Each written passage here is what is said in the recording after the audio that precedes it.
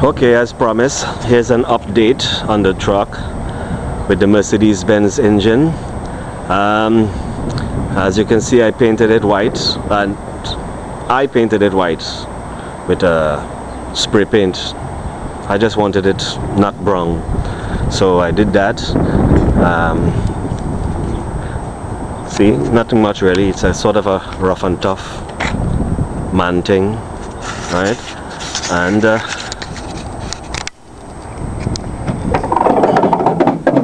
okay, now let me give you a detail look at what's happening here. This is the Mercedes-Benz 5-cylinder 300SD, right? You can take look-see at the engine mounts coming out here, and sitting plump on the chassis going across. Those are the original Mercedes-Benz engine mounts. So it just came straight out and sat completely on the chassis going across. This here is my homemade filter cleaner. Goes into the breather here. There's your turbocharger and your muffler running down there.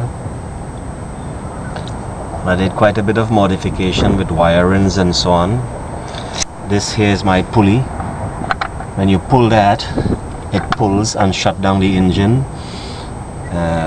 Cable shutdown. I was using the vacuum shutdown, but the vacuum is not giving enough vacuum for most any stuff. If you look down, you would probably see my adapter plate. That's where engine and 700 R4 transmission is bolted together. Across here, I was using the GM radiator until that sprung a leak. So I grabbed the Mercedes-Benz radiator and I dropped that in. I said, okay, we'll keep it as original as possible.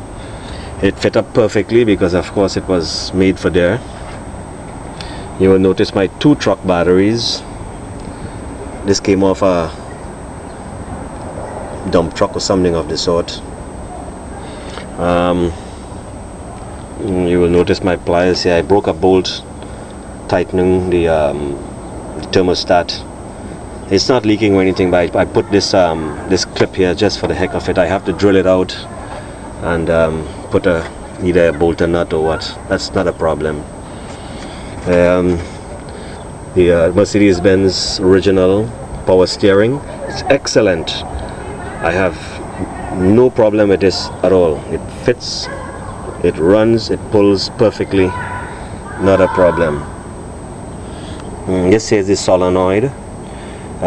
We have a push button inside, and this runs to the glow plugs. Wire these wires here, and you can push and hold as long as you wish. Normally I count from 1 to 10. 1, 2, 3, 4, 5, 6, 7, 8, 9, 10 is good. Even during the winter, maximum I count to 15 and it starts. Never had a problem with starting.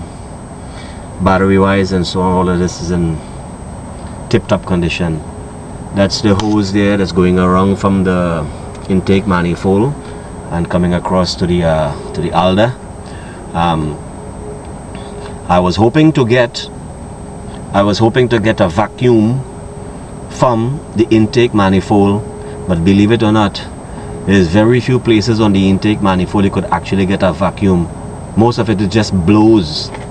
Like for instance, I take off this big thing here. I would expect it to be sucking, but it blows. I take off a next little nut on the side there, that also blows. The only place you can get a vacuum is on top this EGR here. If you remove the EGR, there you will get a vacuum. Other than that, that's the only place. I tried across here, coming out of the intake from the breather. That's not vacuum either. So if I'm gonna go back to using vacuum, I'm gonna have to take it from on top here.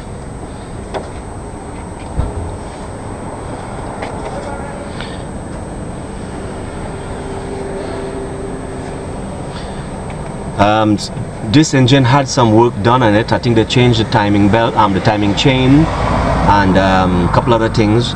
But I am getting a bit of smoke, and someone is telling me that the pump needs to be timed.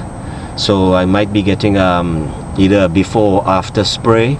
So I'm getting a bit of smoke, but nothing really that bad. But I would rather not see smoke from the thing. You know, there is your adapter plate down in the corner there, going straight down, right?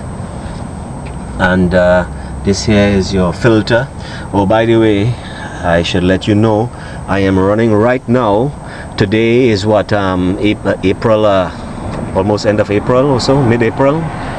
The weather is not too bad, so I'm running on 50-50 diesel and 50 Kentucky Fried Chicken used vegetable oil. The 50% diesel is to just loosen the thickness, and then once it's mixed properly, it's a bit thick still, you know. But as the weather warms up, I'll probably be using 1/3 diesel and 1/3 used vegetable oil. Right now it starts and runs pretty good with 50% used vegetable oil, so you can say this is powered by Kentucky Fried Chicken. Other than that, basically most everything is intact, everything works.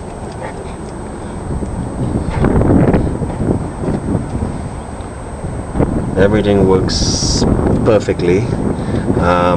I opened the Alder a little, and man, it takes off like a shot.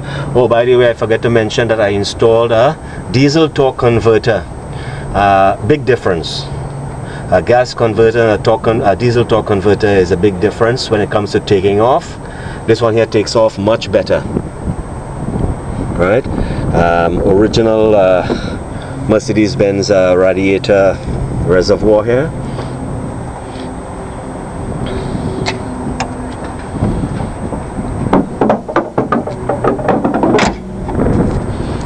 Right.